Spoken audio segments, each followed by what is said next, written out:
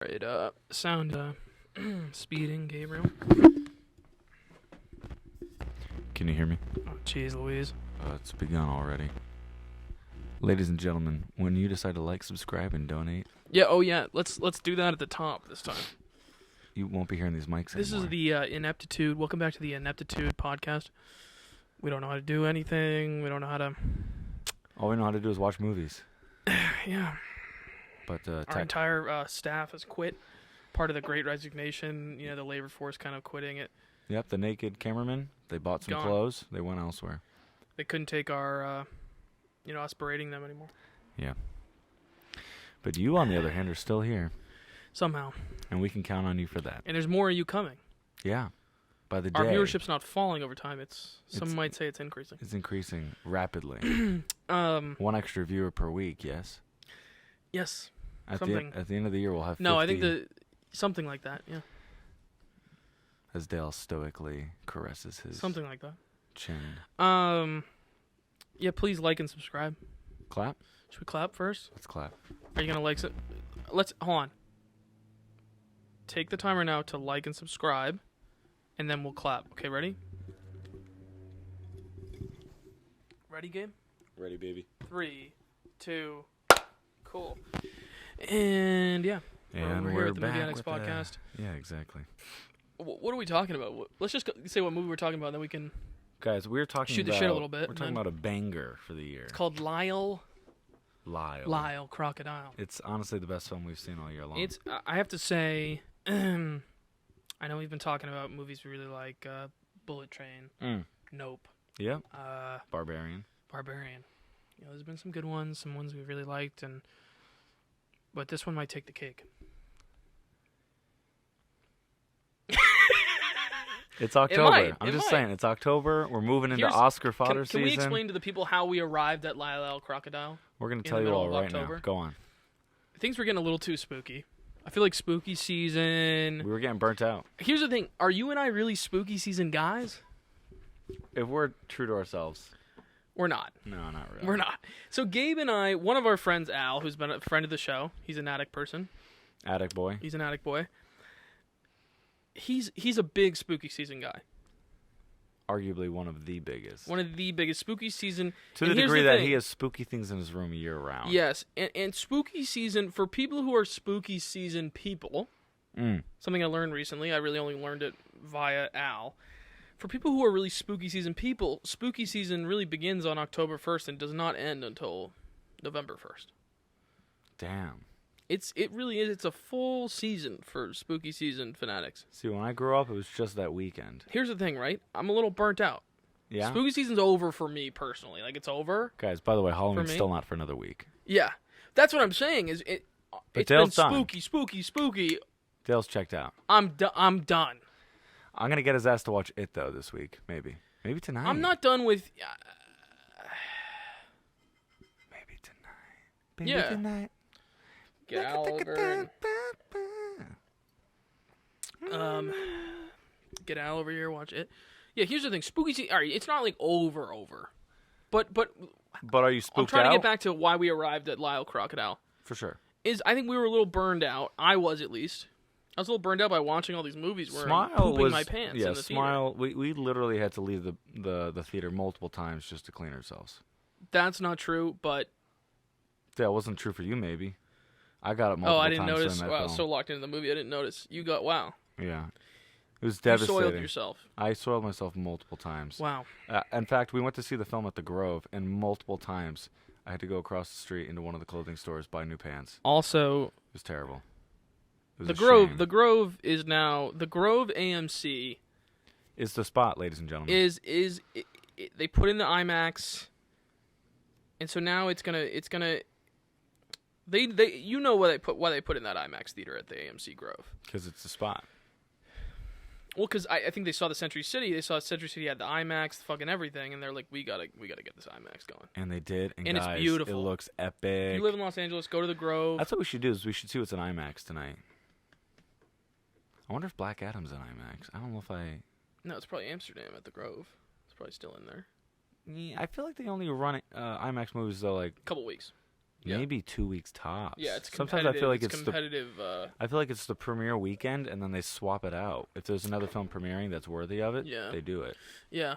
And that's why I'm saying Black Adam would be this weekend if they were going to do IMAX. Yeah. I'm kind of feeling like staying in. I don't know. Yeah. I feel like it's fall. It's that fall weather.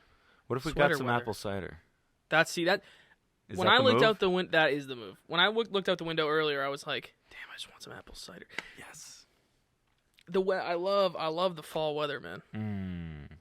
So that's the nice thing about spooky season is that it does transition to weather that I think is ideal for me. For those of you who don't know, Dale and I are New Englanders, and coming out to L.A. most of the year, you're not too sure if there's 4 seasons, but you know what? In the last few weeks, there's been a shift. Yeah, Some leaves are turning a little yellow. Yeah. The temperature's finally dropping to like 60s. It's nice. It's nice. After that September where you saw us or at least me, you saw me sweating profusely. Dale was drenched. Everybody thought he was taking a shower in the podcast. We had so many people in the comments being like, "Why is Dale showering in the podcast?" People texting me, they're saying you look terrible, you're soaked.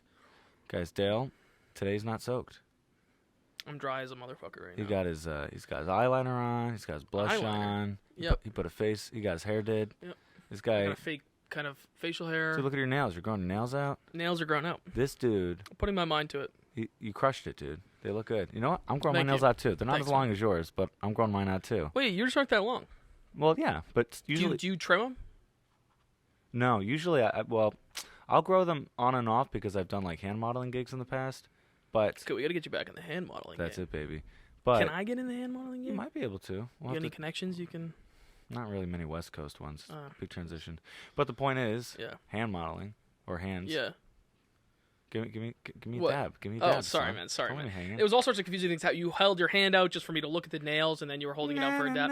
I got a little confused. No, I get you. No, I'm coming up to my first time that I will be trimming them. Okay. So I still probably have another week or two till I actually have to kick it. Okay. But yeah, I've been chewing them. I don't know if it's anxiety or what, but I've been giving myself the permission to not.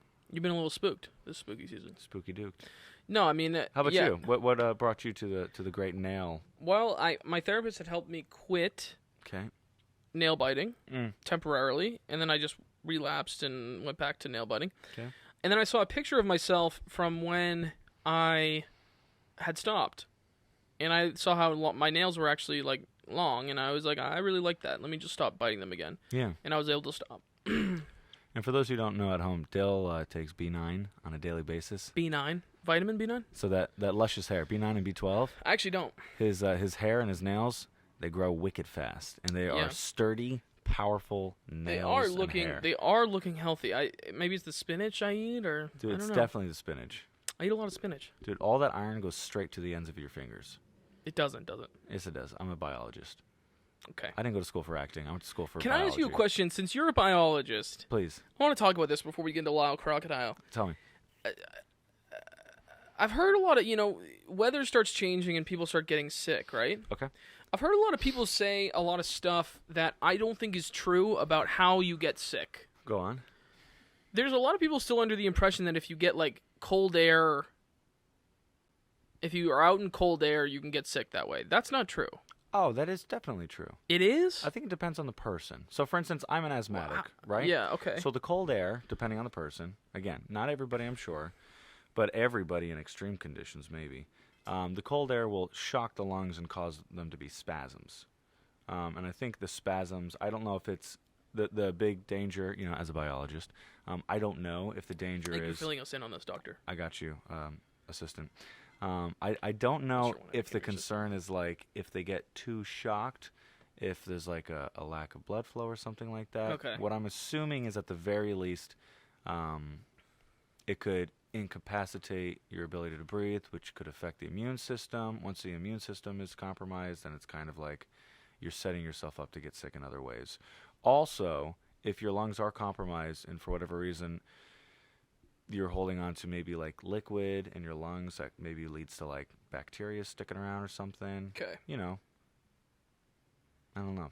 But the thing is, the reality is pneumonia can take hold in your lungs regardless of temperature, But the reality is... hearing people say like, oh, I'm feeling sick. Oh, it must have been that cold air like got in my ear or... Oh, the ear thing sounds like bullshit.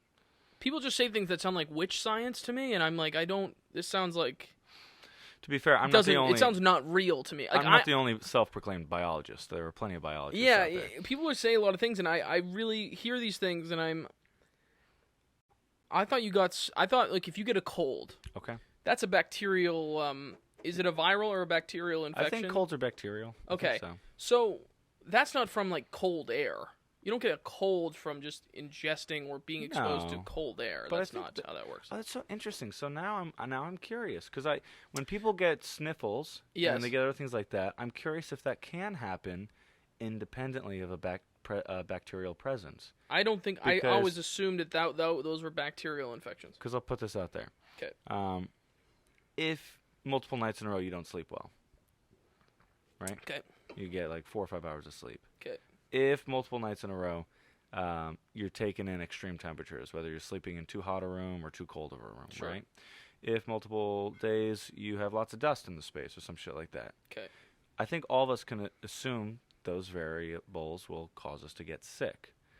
The question is, are we getting sick because our body's being put through an extreme condition that makes it vulnerable to the bacteria? Yeah. Or is it just happening and it, as a result, like the body just is poorly performing regardless of a bacterial presence? I don't know. Damn, I wish we could have episode 2 of Dr. Gabe. We're gonna have to come back we to need this. like I really need to get more information on this because I realize how many things people say about how many things are commonly understood as ways that people get sick. And I know that there has to be a difference between the colloquial, maybe that's the wrong word, the common understanding of how illness is passed and then what biological realities are. Yeah. So I'm going to be looking into the biological realities. Got it. Because I'm curious. Let's go, son. Anyway. So, that said, spooky season. We needed a little shift, and so we needed something lighthearted, fun. One of our friends, Jacob, suggested we might be giving him a call. Life-changing film. And so, Lyle, Crocodile, we were like, you know what the hell? Let's do it. And so, Lyle, Crocodile, starring Javier Bardem, Constance Wu, and Shawn Mendes, voicing the role of Lyle, the crocodile. Mm-hmm. It's a feature film based on the children's book. Yeah. About a crocodile that lives in New York City. I'll get into the children's book in a sec. Co-directed by Josh Gordon and Will Speck. Screenplay by Will Davies, and it's based on the book series by Bernard Weber. And so, the Lyle Crocodile books are part of a series. I definitely grew up reading, or having read to me Lyle Crocodile. I don't know about you. Did you grow up? Yeah. I just remember it being a part. I don't remember it being one of my favorites. I really like Danny the Dinosaur. What the fuck is Danny the Dinosaur? Danny and the Dinosaur. What is that? It's just this really cute book, which actually the art style wasn't too far off. But I think it was this little boy, and he finds it like a Bronchiosaurus, and they become buddies or something like that. I'm trying to think, what other ones do we Interesting. like? Do you have a favorite children's book? Oh, I like David as well. Goodnight Moon. Goodnight Moon? My favorite. Yeah. Goodnight Moon. There was also a weird one I Rainbow really liked Fish. about a fish. Rainbow Fish. No, I don't think it was Rainbow Fish. I loved Rainbow Fish. I had a weird one that was at my grandmother's house about, like... Do you remember what the art looked like? It looked really weird. It was about, like, a catfish. Huh. And it wasn't Dr. Seuss? No. Can't remember. Anyway. For those of you who don't know, I love children's books. I got a whole section of my library dedicated to them. I think they're fantastic. I think as an IP, it's a great opportunity for studios to make money. The problem is oftentimes they really lack substance, and so the writers are forced to kind of make something up for 90 minutes. And I think oftentimes they'll fall prey to just like really... Is that you, me? Sometimes they'll fall prey to like just... bullshitty writing and tons of money being thrown at it and celebrities. In this film, I think, personally, they did a pretty good job. I think they cast it in a way where they got some solid Academy-nominated actors. If not winners, did Javier Bardem win? I think he's won an Oscar, yeah. Hold on, I'm going to confirm that. Keep talking. So they got Javier Bardem in there, crushing it. And clearly having fun, which is like very exciting to see an actor at his age in the career take on such a simple, silly film and have fun. You've got Constance Wu, who is just a delight. She's really talented, hardworking, and her presence is lovely on the screen. And then... he won. Javier Bardem won the Academy Award for Best Supporting Actor for his performance as the psychopathic assassin Anton in the Coen Brothers modern Western drama No Country for Old Men. Great movie. Also, I need to watch that. That's such a good fucking movie. Damn. Anyway. And then Shawn Mendes is kind of... He's kind of gives me the cash grabby vibes, but the reason I'm okay with it is because the character, Lyle, needs to sing. Mm-hmm. And so let's get somebody who's current, who's a pop singer, who really breathes, like... fresh blood into the film. And I really like Shawn Mendes' voice, personally. I don't know how you feel about it. I enjoyed it. It was good. Let's just get into key cast members here. Yeah, let's do it. Yeah, Constance Wu plays Mrs. Prim. Because you got to remember, in the Lyle Crocodile storybook, in the children's book, there's the Prims. The Prim family is like the central family. Scoot McNairy, who's been in a ton of different stuff, plays Mr. Prim. Javier Bardem plays Hector P. Valenti. Who is a fabricated character. He's not in the book.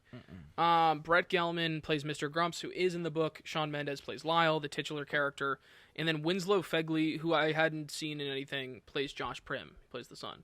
I feel like I've seen him in something, but you might be right. And after that, you're getting into day players and stuff. Exactly. This is a Sony release. Yep. So Sony, thank you for all of your contributions to animation these days. What other contributions are you thinking of? So if I'm correct, and I could be wrong, maybe we should Google this real quick. Sure. Illumination is a Sony company. So I believe Sony has been a part of the recent release of the Minions and Despicable Me, if assuming Sony, Illumination is a... I think Illumination is actually a... Universal? Universal, yeah. Pull it up it's right Universal. Now. It's NBC Universal. So then the most recent other Sony animated film I could probably think of is... Spider-Man Into the Spider-Verse. They've probably done tons of other things in the last 2 to 3 years since Spider-Verse, but Spider-Verse was groundbreaking from an animation perspective. And Lyle Crocodile, in my opinion, is no exception. The design of the crocodile is very well done. Textures, the lighting. So Sony Pictures Animation first feature film was Open Season. Back in the 2000s? 6, yeah. Yeah, not a big fan of that.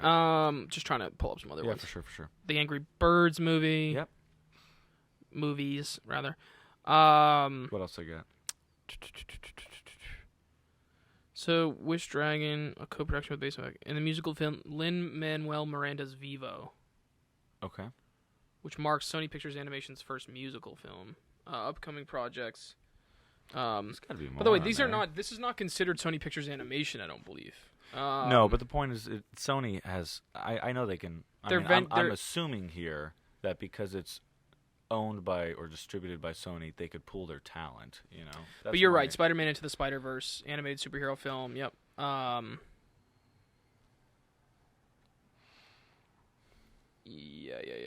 Smurfs. I need something else. Is there anything else in there? Like in the last 10 years, the animated films that I've really loved in the last 10 years are Cloudy with a Chance of Meatballs, Lego Movie. Did they do Cloudy or no? Is that I feel inclined to say no. Cloudy is not Illumination. Cloudy. Why don't we look up Cloudy real quick? Because I'm feeling inclined to say Columbia. Sony Pictures releasing though. Oh, so it is Sony release. Okay. Yeah, but damn, I wanted they to pull didn't. Sony, hold on. I mean, Columbia's a subsidiary of Sony, I think. Like now Columbia TriStar, right? Yeah. That's funny. I wanted to say yes to that. I wonder if that's the same case for Lego Movie. It might be. Because Lego Movie was Lord and Miller, which was also Spider-Verse. Yeah, so it was Sony Pictures Animation. Yeah. Yep, Cloudy the Chance of Meatballs. Got it. Cool. So, anywho, yeah, I'm a big fan of that. What else? Not Sony, I don't believe. The musical animated film Trolls, I think, was pretty damn good. Yeah. It looked like a total crash grab, like bullshitty film, like Angry Birds. Yeah. Or I'm trying to think what else came out. I think they did Ugly Dolls recently. Okay. I was very impressed with Trolls. Justin Timberlake and Anna Kendrick. They crushed it. They had great performances. It's a jukebox musical, so there's lots of like fun songs that everybody loves with their own renditions. And their rendition of like the famous song "September" by Earth, Wind and Fire is really great. Cool. So to be clear, though, this is a Sony release, but it is a family. You and I talked. It's a family musical with an animation element, so it's not an animated film. Yeah, to be clear, this is when I bring up animation, it's only because me and Dale like to break down certain aspects of the film, and so within this live-action film, the crocodile I don't believe is practical in a single frame. No. But as a designed and animated component of the film that the actors do interact with, so I'm curious what the practical double was. It's very well done. I think it's very well done. There are a couple components that are like, okay, it's clearly not a real crocodile, but the art style, I think they did. It was fun. It's really fun. And I think in reality, Lyle's not supposed to blend in. Right. Based on the book, right? The children's book is all about Lyle standing out. He's an outsider, and so there's no need in the animation for him to look like he could be a real crocodile. And any animal in this movie seems to be, for the most part, animated. I don't know if you noticed, even the doves. Even the doves, I think I'd have to go back and watch. A couple of them did look a little squished in there, they weren't just literal birds coming out of. So yeah. I mean, there's a lot of even the cat. Loretta the cat is a computer generated. Yeah. Seemingly, there were a few shots where it was a real cat with a comped face. Seemingly, but most of the time, it seemed like the cat was fully comped in. Yeah. So anyway, it's a blend. This is a blend of live action and animation. What did you make of that blend? What did you since you're clearly a fan? You're a fan of, I know, of a lot of animated. So I'm trying to think what other films do a mix of live action and so I mean, but specifically an individual character. Okay, so this might be a great example. Yeah. You could think of either both Andy Serkis projects, either A, Lord of the Rings, Andy Serkis as Gollum, or B. It's a great reference, yeah. Or B, Planet of the Apes. Cool. Yeah. Also, animals, the chimpanzees, the orangutans, the gorillas. And one thing I pointed out earlier to Dale is I think Lyle Crocodile was also Nope does it too recently, just a random because the of a Gordy is obviously a CGI monkey. Just kind of a fun, You're fun right. fact. You're right. Yeah. Yes. Yeah. So interesting. Yeah. So I actually, I'd like to compare those on screen because I kind of feel like I would almost go as far to say as Lyle might be better in the scene than Gordy. When I saw Gordy for the first time, something felt unreal about him. Well, Gordy's you're supposed to be able to buy in that Gordy's a real monkey. But what I'm saying is the literal model that they use. Yeah. The way that they designed him, colored him, shaded him, built the model, its movement, the hair. There was something about it that felt just slightly off. Yeah. And there were times when Lyle was he really looked like he fit in the scene. There was so many, that's the great thing about this film regarding a character that's not actually there and everybody's believably looking at him is at all times, whether they're racking focus between Lyle in the foreground and the actors in the background, Lyle being in dark or in light settings, he always looks like he's present in that moment. He's not just copied and pasted model, and they just do a little bit of coloring to tweak it. It looks really good. Still staying within the art style of the world, and they colored everything nicely. I think what I was getting at with Gollum, for instance, is I have an interesting fun fact when you're please done do. with this, yeah.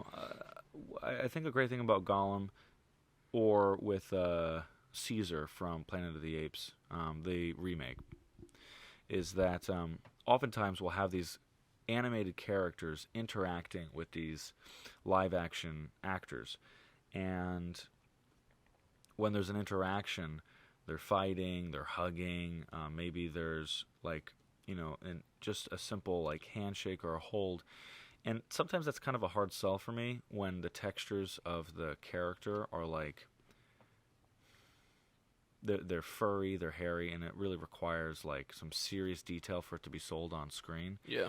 But Lyle's a reptile, and so it kind of works in his favor that his skin and all like elements of his, we'll just simply say like the surface of his body are flat without hair. Yeah. You know, there are so many times when the characters touch him, and like between the sound design and the way they animate it and design it, it looks really clean. It's not distracting. That's a really good point that you're making. So you also feel like the fact that it's a crocodile specifically lends itself to that believability. Yeah. With their interaction, because you're right. There's no the actors. You don't have to make it look like the actors are interacting with fur or anything.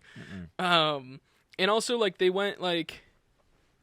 Yeah, it's a great point, Gabe. It's a really, really great point. You said you had a fun fact? Fun fact is Josh Gordon and Will Speck, the co-directors on this, are really like a co-directing team. They've done pretty much everything in their careers together, directing-wise. Namely, this is really fun. Namely, the thing they've co-directed that I think people would know the best is Blades of Glory. I haven't seen. With Will Ferrell. Okay. And, it's... I just think that's kind of fun. So, Blades of Glory is really an adult... comedy. It's hilarious. Mm-hmm. It's a great fucking movie. It really, in my opinion, still holds up. It's just an absurd adult comedy about R-rated comedy about figure skating. Obviously, and it's how absurd like that world is. It's really fun. But I find that interesting, like that being their most well-known credit, and then transitioning into this being a PG-rated children's movie. I think that's sort of interesting. I wonder what the link is there. And we'll be right back with the Movie Addicts podcast, and we'll figure out what that link is. And we're back. Are we back yet? We're good. And we're back, the Movie Addicts podcast. But yeah, I don't know. I'm not sure what the link is there. But apparently they have a relationship with Sony if Sony brought them on, Yeah, clearly, yeah. And, I mean, clearly, like, they have, really solid credits together. Dale earlier was just kind of outlining the similarities between the cast and the original story versus the story that was made. So, basically, in the original book from what we were just reviewing, you got the Prims, and they live in this home, and, they meet this crocodile unexpectedly. And then in that home is an apartment complex in New York, and downstairs Mr. Grumps. And Mr. Grumps just doesn't like the crocodile, and the Prims, who are very confused and kind of scared by the crocodile, learn to fall in love with him. In the movie, it's pretty similar. You got Constance Wu, and Scoot is his name? And by the way... Go for it. In the movie, though, Lyle is a part of the Prim family right away. Pretty early, yeah. Yeah, so in the book, I mean. So, and also, like, the son, is not necessarily a central character in the children's book the way he is in this movie. Yeah, the son is really about the son in many ways. I'm not even sure in the children's book that Josh Prim is named. He might just be illustrated. Yeah. So you see that they have a child, but in the children's book, it's almost as if Lyle is their child. From the get-go. Yeah. And he's like the problem child, so to speak. Lyle is. Very silly. Yeah. So it's very interesting. So it which makes me think the book... Sorry, did I derail? No. That makes me think the book was released in 1965. It makes me think that there was meant to be some sort of meaning in the book of there being a traditional nuclear family in the 1960s, and then there's there's a member of the family that's really not welcome in society. Okay. That scene, I bet there was a lot of meaning there in the 60s that maybe has gotten lost. Huh. I don't know what it might have meant, that there's 4 people in a family, one of them is a crocodile, meaning like one of them is like an outlier, an outcast in society. Yeah.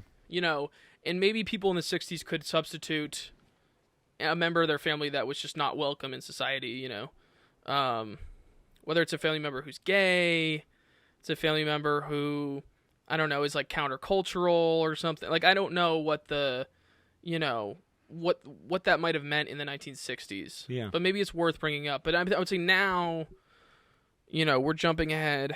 How many years? I do think there's value to what you're saying right now because one other thing I can add to that component of the conversation is I remember reading about the rise of the X-Men in Marvel. Yeah, oh, interesting. Yeah, go for it. And the X-Men exist because they're mutants. Yes. And there's always a war between natural-born humans and humans that are born with the mutant gene. Yeah. And the X-Men was supposed to be kind of like an example for those who are not accepted by society, even though they should be treated equally. Especially out of the rise of the 60s, with a lot of the civil rights movements happening for everybody who is in, a disadvantaged community, whether it's by race or sexual orientation or anything of that effect. So, it is interesting to see how, whether it's a children's book or a comic book, the 50s, 60s, and 70s, writers, illustrators were being really smart about, like, how can we teach kids values that will make them more forward-thinking than our past ancestors. Yeah, and I think, there's something in there. There must have been something in there in the 60s about Lyle being the odd one out in the family. But the family still loves him and accepts him, but out in the world, he's not accepted for who he is. He's particularly not accepted by Mr. Grumps, who is definitely a big character in the movie. Yeah. In this movie, played by Brett Gelman, who's one of my favorite actors. Brett crushes it. He crushed it. Yeah. Brett Gelman is from for people who would know him from Fleabag, in which he's just really, really excellent. That's one of my favorite credits of his. He's just a good actor. He's also in Stranger Things. Yeah, he plays the crazy Russian neighbor. I'm trying to think of something else off top that he's really good in. But anyway, I'll move on. So he plays Mr. Grumps in this movie. So just to wrap up kind of a summary of what the kids' book is really about. The grouchy Mr. Grumps, I'm reading this online. The grouchy Mr. Grumps finds Lyle a nuisance because Lyle scares his cat Loretta, who's an important figure in this movie. And he has him thrown in the zoo. Has Lyle thrown in the zoo, Mr. Grumps does. When Lyle is freed by his old performing partner, Mr. Valenti. Okay, so Mr. Valenti is in... I apologize. He is in the Lyle Crocodile. Wow. I stand corrected. They go back to the house on 88th Street, where they find Mr. Grumps' house on fire. Lyle rescues Mr. Grumps, is declared a hero, and thus is allowed to stay with the Prims. Wow. So there's no singing element. It's more about Lyle's heroism. He does sing in the bathtub at one point, so it's probably where it comes from. Yes. They probably took that one frame and ran with it. So Valenti, that's interesting. So Valenti comes back and is sort of a... Interesting. Freed by his own. That's really strange. So Valenti is a character in the original, and saves Lyle from the jail, from the zoo. Yeah, from the zoo. Interesting. Anyway, so Valenti is played by Javier Bardem in this. And it was so much fun. What did you think of the casting in this thing? So overall, I liked the majority of the casting. I thought it was really nice how they gave kind of like a Modern Family kind of vibe. Yes. You've got a modern, husband. Middle class? Upper middle class. Upper middle class. More than upper middle Constance class. Wu is basically a cookbook author. She's done well for herself in that realm. Yeah. But she's trying to scale back her work life so that she can spend more time with her son, Josh. Yeah. And he is a teacher. Clearly at like a... I got the sense it was a city charter school or private school. Yeah. I would say they're wealthy suburbanites who, for whatever reason, are trying to get out of the suburbia. Yeah. And why is that? I don't know if they ever established that. I think maybe it's, in the movie it's set up that their child, Josh, is a very anxious child. Yeah. He's very concerned about... He hasn't been... And I think... So Josh is very afraid of the prospect of moving to the city. Yeah. Because the city represents all sorts of dangers to him. And they're trying to assuage all of his anxieties and be like, it's going to be fine. Yeah. Right? But then that gets flipped later in the movie when Josh says to them, "You guys were always really scared." Yeah. And so that's why I'm scared. But like we have an opportunity to do something not out of fear, but out of courage. Yeah. And you guys aren't willing to do it. And so I'm not sure at the top. Is the idea that they're running away from suburbia into the city as a way of like doing something new? What is it? I don't know. I mean, the only thing I could really gather, and again, the justification of this does not feel necessary. As somebody who really cares about like story and citing incidences and establishing rules of the world and like character-based motivations, beginning, middle, ends, I looked over it pretty quick because all for me as the viewer needed to know is like they're new to town, and that's about it. You know? But the reality is, if we want to kind of pull pieces together from subtext, as Dale mentioned, the mother / the stepmother. Right, it's his stepmother, his mother, his biological mother is and that's why I was getting at Modern Family, is because you have Constance Wu, who is of Asian descent, and then you have Scoot. I now know. Now I understand what you're saying. Yeah, and so Scoot, who is European descent, Scoot's son, and his wife passed away 10 years ago. He meets Constance. They hit it off, and they become a happy family. Yeah. In spite of like step parents or things of that nature. You know. But yeah, so they moved to the city. Like we said, this is Prim. I guess they're suggesting she's a workaholic type A personality, and coming to the city is supposed to be an opportunity for her to like try something new. And meanwhile, the father, I'm assuming, couldn't make enough money to support the family in the country, so maybe he got a job at a higher paying school in the city. And not only that, the school paid for that brownstone that they're staying in. Exactly. So that kind of checks out. Yeah. So, I mean, there's all sorts of maneuvering in the backstory leading up to the family arriving at this brownstone in New York City. Exactly. It's unclear to me what neighborhood they were in New York. I'm not sure how much that matters. They're on 88th Street, which is the Upper East Side. Got it. Okay, see, there's the things that a former New Yorker might know. For sure, Gabriel. For sure. Which is a very wealthy part of town. Right. So I thought the suggestion was like they otherwise might not be able to afford living in. Like a brownstone like that's got to be like crazy expensive to live in. Like I don't know that you live in a brownstone like that on a teacher's salary. So just to be clear for everybody, the brownstone actually has multiple units in it. But these units are big, like multi-floored units. Yes, so, Mr. Grumps is in there. Yeah, if someone owned that entire building, I'd be willing to bet easily between 5 and 10 mil. But for them to have those two floors, I would say between 800,000 and 2.5 million, which is a ton of money. Which I'm like, I don't know if they could afford that. Yeah. But I think that's kind of the magic of the movie. Yes. Is this is a relatable family that has problems, and they don't have the craziest jobs. She did sell a cookbook, so that maybe because she's an author, she's able to like write on her. She definitely. I think the suggestion is that she made a lot of bread selling these cookbooks. That checks out to me because realistically, that apartment, and it's kind of the joke whether you're watching Friends or you're watching, How I Met Your Mother. These people have these like really huge apartments that realistically, they're just huge because you're shooting on a multicam stage. Right. And you need room to move the camera around the actors. It's like Girls. It's like in the show Girls, they all have like these great apartments in New York, and you're like, how do they make money? Yeah, nobody can afford it. And there's no explanation of how they really make anything. Exactly. Anyway, it doesn't matter. And so in Lyle, Crocodile, beautiful home. Yeah. We're talking probably at least 2,000 square feet. Yeah. Because they have an attic, a second floor, and a first floor. And it seems like they really shot this thing in New York. It felt like it, yeah. Yeah. It's a New York movie, kind of oddly enough. Loved I don't know what. It's a New York movie because it's a New York story. Yeah, I recognize so many spots. Gabe always loves recognizing spots. Yeah, literally, guys, the last frame of the film. It's like Batman when you thought they shot in New York, but it wasn't New York. I don't know the shot. I'm telling you, that shot looked. If I could take that frame and point out what it looked like, I'll have to pull it up on the movie one of these days. Yeah. Because I'm not kidding you. It looked so. Anywho,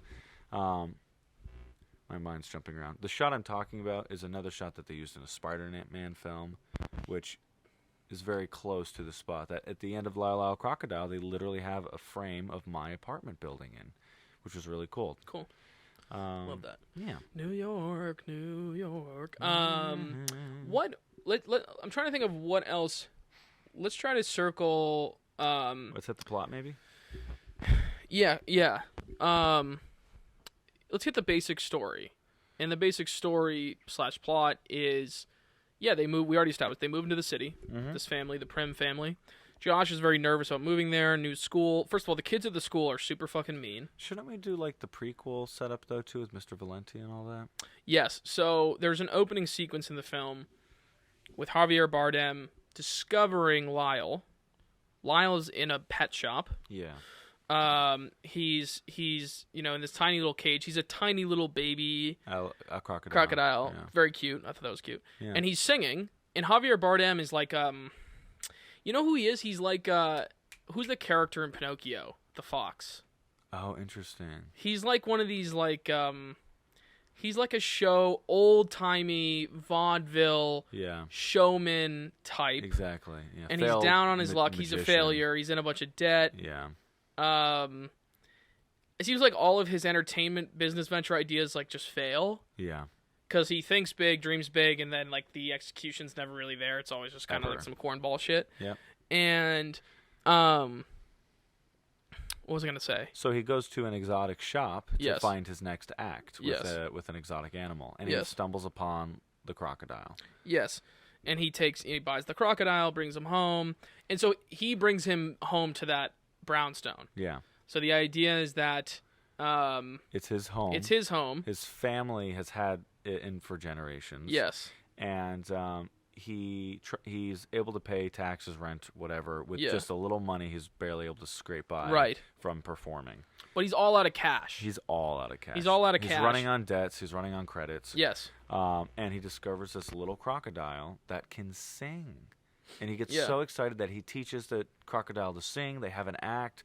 They put posters and billings all over town. And when the night of the performance comes, but the way he gets the stage time for the show is by leveraging his house. Yeah, the deed to his apartment. Brutal. And totally brutal. There's a way that pays off later, where he still worked in a clause where he can stay there 15 days out of the year or some bullshit, because this guy's kind of a Weasley type. He is. So they work out the routine with Lyle. They get on stage, and Lyle has complete stage fright.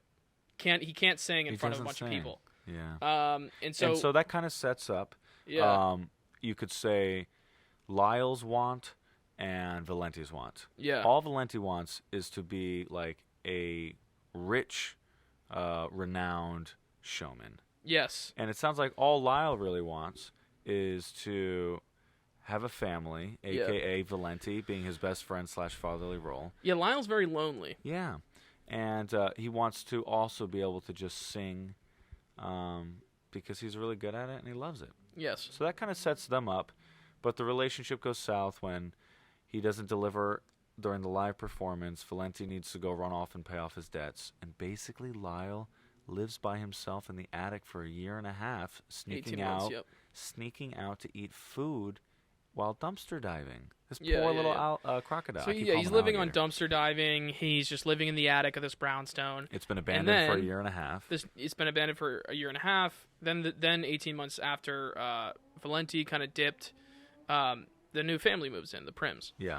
And so we kind of get to know the Prims as they settle in. So as Mr. Prim settles into his school job, as Mrs. Prim is trying to situate herself in her new lifestyle, because she's used to working. She's used to whatever, like writing. I don't know what. Like she's not used to this new lifestyle. So she's like trying to adjust to that. She's trying to spend more time with Josh, her son. Yeah. And Josh has his own sets of anxieties. But they do a really nice job painting the family's internal struggles. You have the Mrs. Prim, who is, like I said, she's a type A personality who used to be fun and liberated and playful, and now she's really caught up in rules and structure. Yeah, why do you think that? Like, I don't understand. I didn't understand. I think it's just a passage of time. I think it's fears. I think a lot of these things are based out of fear. I think it's a responsibility of getting older, trying to raise a son, all that good stuff. Yeah. So, yeah, I think the young couple that met slowly grew a little bit apart, where Mrs. Prim became struggling to be herself and be playful because she was so focused on maintaining a professional reputation. Yeah. You've got Mr. Prim. Right, because I think the thing she was successful at was vegan cookbooks. Yeah. Right? Okay. And that's why she's obsessed with a vegan diet, even though she doesn't really care about the diet. Like, she cares about the... That's interesting. Are you sure it's vegan, or is it just, like, clean diet? I think it's meant to be... I think it's vegan. Okay. Yeah. So you have Mrs. Prim and her struggle to be herself and be playful. Yeah. You have Mr. Prim, who is a teacher at an all-girls school. Yep. And it's very clear, not very clear, but I'm going to go out on a limb and say I think he's lacking a little bit of self-respect. I think in terms of just like seeking authority in the house and being like a reliable member of the family, it ultimately comes out that like he's trying to relive his glory days as a wrestler, and he's pushing his son to also be a wrestler. I think that's kind of his thing, is he needs to figure out how to like feel proud of the current place he is in life. And I'm now piecing together something about Mrs. Prim that I didn't piece together before. Okay. She started to take cooking, I think, also so seriously because it was something she was doing professionally, making money at, putting these recipes together. Yeah. And it took the joy out of it for her. So great that sequence with Lyle is more about her finding joy in cooking again. That's great. So you have the parents, and then you have the son, who is under the pressure of his like well-educated professional parents. And now he's a new kid in a brand new city, and he's very overwhelmed by like the fast pace and the new directions and the fact that he's a new kid and nobody likes him. And so we want to see the son, what's his name again? Josh. So we want to see Josh find wholeness in making friends, social community, and feeling confident in New York.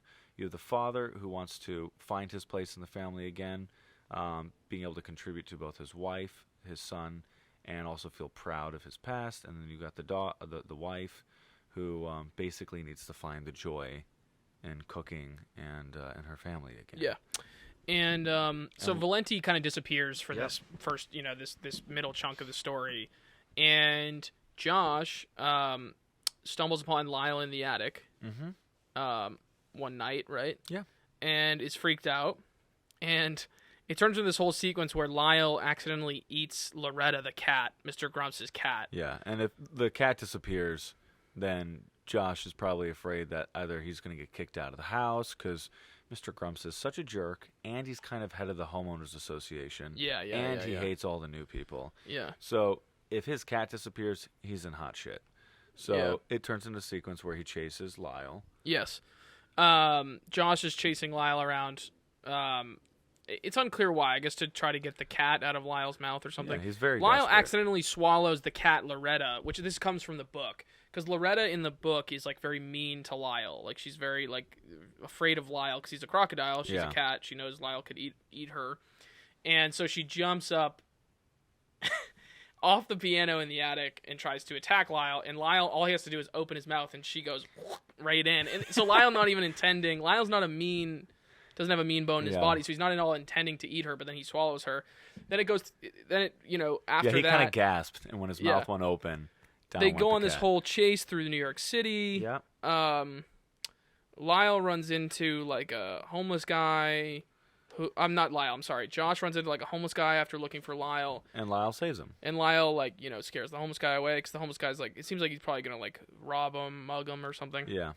And so Lyle suddenly... subtly, not so subtly, is becoming the nexus for growth in the family. He's the catalyst. Exactly. And it's kind of an amazing thing because you set up Lyle's background and why he's in the house and a Mr. Valenti character. Yeah. Then the new family comes in. You set up the family, all their wants and desires, and Mr. Grumps, who's like just the heavy antagonist. And then you show kind of the like viral change that takes place in the family. First, the son has to go out of his comfort zone, chase down this crocodile, get back the cat. And the next morning, even though he was kind of scared of Lyle and is suddenly becoming friends with like a potential pet, the next morning he has to go to school again. And instead of taking the typical path to school, he takes a shortcut that he learned last night while chasing Lyle. And suddenly Josh has a newfound confidence. Mm-hmm. Josh is learning that, like, he can be his own person. And he doesn't have to be afraid to follow rules perfectly and do the exact same route every single morning. Yep. And so while Josh is out at work, then his mom interacts with Lyle, and the virus continues. Virus, not so the right word, but in some ways. Lyle is just a catalyst for change in the family, and so he goes from and Lyle almost takes it upon himself to like care for each member of the Prim family in a way that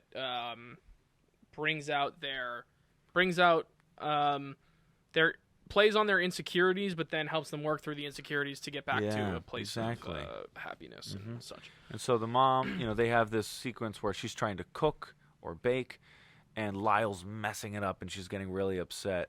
And Lyle just like breaks out into song, and they have this really cute full musical number. Yeah, they have this really cute duet about changing up the recipe and like being okay with like unexpected changes. And so basically by the end of that number, she's suddenly having fun and laughing, and Josh comes home, and then the husband comes home. Yes. And Lyle disappears. The husband doesn't see Lyle yet. Because it's all about Lyle repeatedly has to be aware of the fact that only people who have warmed up to him can know that he exists in the attic, or else it's unsafe for him. Yeah. Like, there's this whole thing of it's unsafe for Lyle to go out in the world, which also comes from the book, from the children's book, because that's the whole underpinning of the children's book, is like, Lyle is not accepted out in the world. It's dangerous for him out there. So he has to go kind of one family member at a time and warm up to them, and they have to warm up to him in order for him to be safe. So then he can't yet reveal himself to the dad until he does. And the way it's framed, it's kind of framed in this sort of like more adult way. The Mr. Prim finds out about Lyle because he sort of suspects that his wife is cheating on him, having an affair or something. Which sounds very silly, but the thing is, at the top in the context of the film, it makes sense. In the context of the film, you observe the relationship, Mr. and Mrs. Prim, and how they're kind of like a little bit. The relationship is a little bit tired. They're not mean, but sometimes they're like a little bit uninspired when they're with each other, almost cool.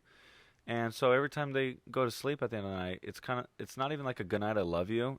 There's no intimacy. It's kind of like, all right, we're sharing the same bed. They've settled into a routine. Yeah, exactly. Yeah. And so over the first couple of days of Lyle, suddenly Mr. Prim's like, why is Mrs. Prim so happy? And he confronts her about it. He does. He says, like, is there something I should know? Is there somebody else? Yeah. He says that. He asks that. Which is interesting. It's interesting to put something like that in a PG movie, which we can kind of get to that whole thing. Is there's actually a nice balance in here of stuff for the kids and stuff for the parents who are taking their kids to go watch this movie. I think what I liked, again, about this film is there was a real willingness to, like, have real situations. It sounds silly. And Valenti, you also pointed out, Valenti is not just an antagonist, he's an anti-hero. Yeah. There's a separate antagonist, which is Mr. Grumps, but then there's also room for Valenti, who's really like, is he good, is he bad? In reality, he's both. Yeah. He's good, he's bad, he's all sorts of things, but there's no harsh judgment placed on that character. And it's really nice to see, like, a studio taking a children's property, putting their own twist on it, and really, like, delivering complex characters. Yeah. Yeah, absolutely. So, Lyle's basically warming up the family. Mr. Prim has to confront his insecurities with his wife and his family. Yeah. And Lyle senses that Mr. Prim really misses wrestling. And so he catches him alone in the attic. And it's almost like this creepy moment where Mr. Prim is alone in the attic and he hears something behind him and he turns around.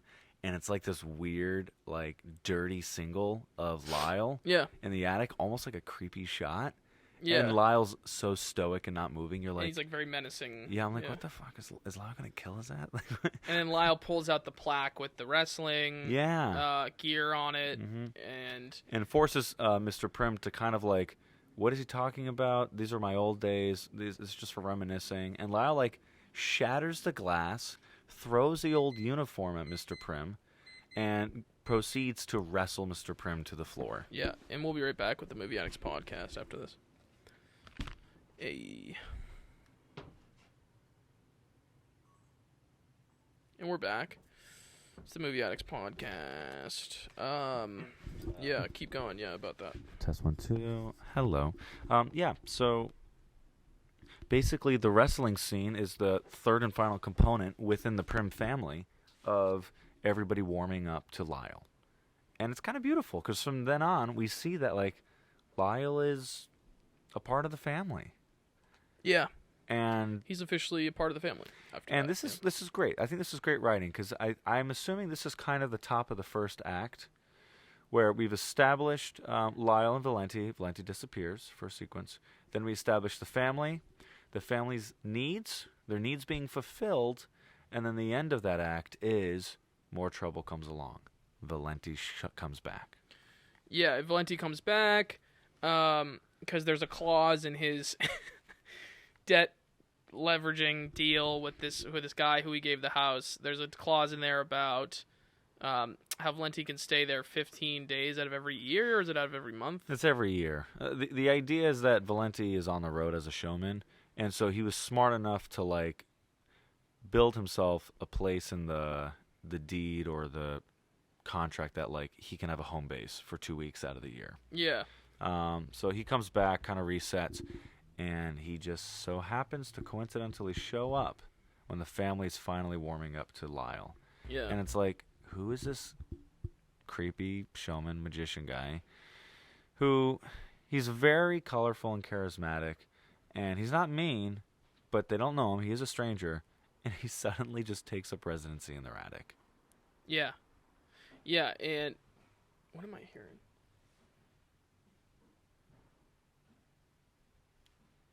Do you hear that? I don't know. People on the balcony? It's the weekend, right? Anyway, it doesn't matter. Okay. Wait. We live in a house. People fix their house sometimes. We live in a house. I don't know what the fuck's going on. Yeah.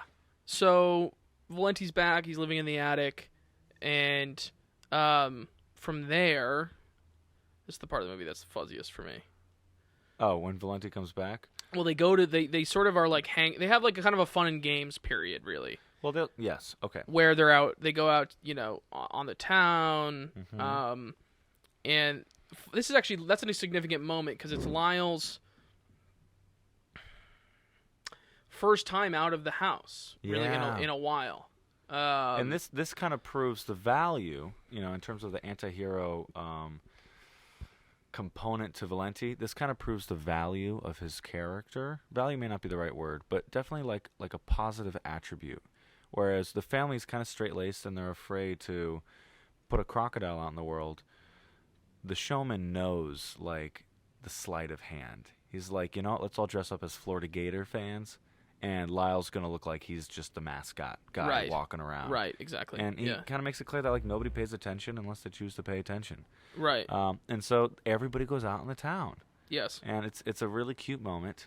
But this does eventually lead to part of the real reason that Valenti's back. And it's because he wants to try again with Lyle. Yeah. So he does another... let's do another show. He does another show. They practice, they rehearse, they do it in front of the family. Lyle crushes it. Then they go back to out on the town again, performs, and Lyle, once again, does not deliver. And that's not something that's seen on screen. No. And you don't see the second show. I think that was really smart. Yeah. I think sometimes, lesser writer-directors, they choose to, like, beat that point on the head. Yeah. We've already seen Lyle perform and fail, so I don't think they felt the need to make a whole thing out of it. Yeah, either that or they shot something and cut it. Which is totally possible. It could be. But I like that they made that choice in the editing room. Yeah. Because ultimately, we just need to get to the point that Lyle failed the second time in terms of rules of three. And so Valenti's super bummed. And he bounces. Yep. And we find out part of the reason he's bummed and he bounced is because he was really counting on Lyle to make money, because probably part of the reason he came back is because he's short on money again. And so, again, prospects are out. He needs to run off. He needs to pay off debts. And within the next couple sequences, we realize, Valenti's not going anywhere right now. Valenti's kind of stuck here. Yeah. Because he doesn't have money to travel. Yeah. Nobody's willing to book him. He's lingering around. Yes. And he has that scene outside with Josh. Mm-hmm. Where I can't remember exactly what he's trying to get out of Josh. But Josh takes the trash out, and Valenti's kind of lurking out on the front stoop. What is that? I can't remember what that scene was about. I think that moment was when... I can't remember. When it was clear to Josh, the son, that Valenti was only seeing Lyle as a opportunity to make money and not as a member of the family. Yes. And Josh is suddenly being painted as this character who's the only one who sees the true Lyle and sees Lyle's true need. And Valenti just can't let go. He cannot let go. Because I think Josh and Lyle are kind of one and the same in the sense that Josh is getting outcast at his school. Yep. Lyle's an outcast in the neighborhood. Yep. So that's why they kind of see eye to eye, right? Mm-hmm. In that Josh is able to see, like you're saying, the real Lyle. Let's skip to the next big problem in the film. Yes. Is basically because there's no real jeopardy yet. In the story. No, the real jeopardy that comes along is Mr. Grumps, who's a pain in the ass, constantly complaining about the Prims, constantly complaining about Valenti, doesn't know that Lyle's there, although I'm sure he secretly knew about Lyle long, long ago. Yeah. Basically, he holds a homeowners association meeting, and it's like, hey, guys, the Prims are a real problem. Yeah. And I hear all kinds of weird stuff up there, and we need to do something about it. And the Prims don't really know what to say. They're on the spot. Everyone's looking at them. And suddenly, as Grumps is about to convince the whole room that the Prims might have to leave, Valenti walks through the door. And Grumps kind of like retreats. And it's clear that Grumps, A, does not like Valenti, and B, knows that Valenti is smarter than the average bear. Valenti grabs a couple snacks off, the little... Grabs a croissant. Yeah, off the spread for everybody to enjoy. He sits on the couch casually. And, you know what I'm now realizing? Valenti is entitled to be there also. Yeah. Because he's like, technically he's a part-time resident or whatever That's right. the fuck. Valenti's a smart guy. That's what's interesting about Valenti. Javier Bardem, he pulls through. He's a smart guy. Clearly not the most successful businessman, but he's also really a showman more than a businessman. Yeah. Which is why he ends up in so much terrible debt and all these things. But he's also slick, fast-talking, and So during this homeowners association meeting, it's a great scene. I like that scene a lot. Yeah, Harvey, he kills it. He sits down on the couch casually, and he basically says like, the Prims maybe they are an issue, but you know what else is an issue? Didn't you install all those remote cameras around the building without anyone's consent? And suddenly all eyes go from the Prims to Mr. Grumps. Yeah. And Javier pushes it. He's like, did you ask for anyone's permission? And people start like moaning and like nodding. And he's like, he specifically looks at the other neighbors and he's like, did you sign a release form? Yeah.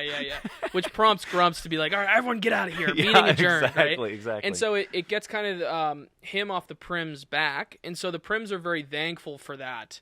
And they're sort of very thankful for Valenti for doing that for them. Because they felt like, oh my gosh, he was all over us. Exactly. And maybe like he could influence our ability to stay here. But two problems arise out of this. Yes.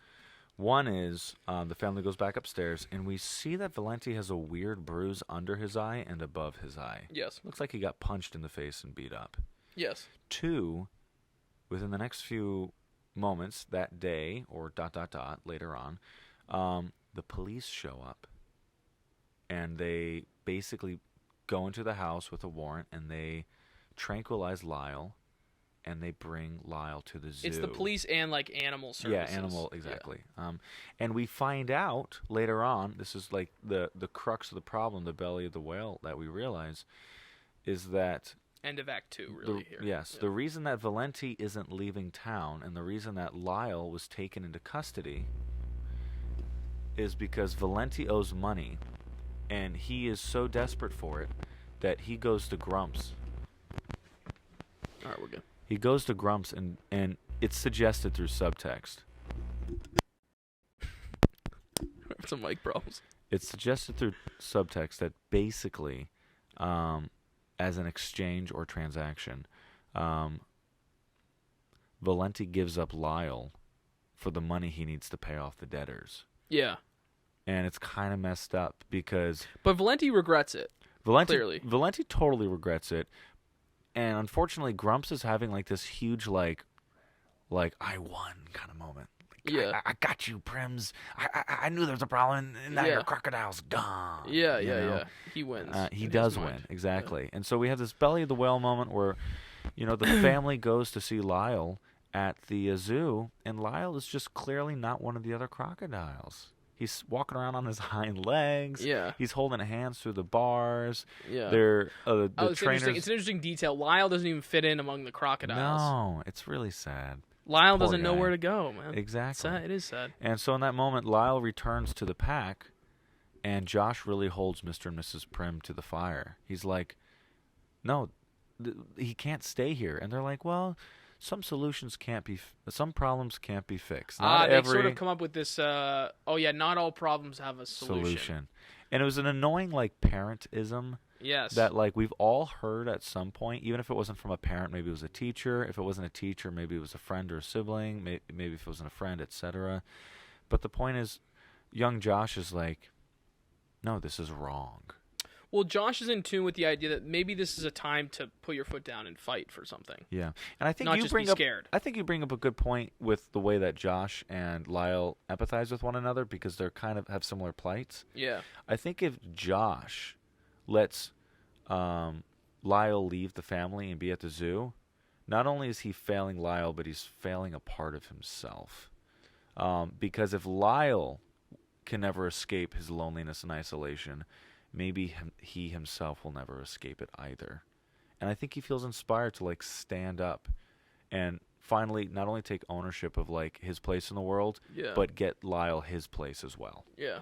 So proceeds the start of the final act, where he basically hatches his plan. Mr. Valenti comes along, and they go to break him out. And it's really fun. It's a really fun final act. They basically go to the zoo in the middle of the night. Mr. Valenti sneaks in there to try to get Lyle out, but the thing is, while he's trying to get Lyle out, he's also trying to negotiate with Lyle, which is super icky. He's like, come on, Lyle, we'll dance, we'll make some money, we'll be great. And Lyle doesn't talk, for those of you who, Lyle never speaks in the film. He only sings. Yeah.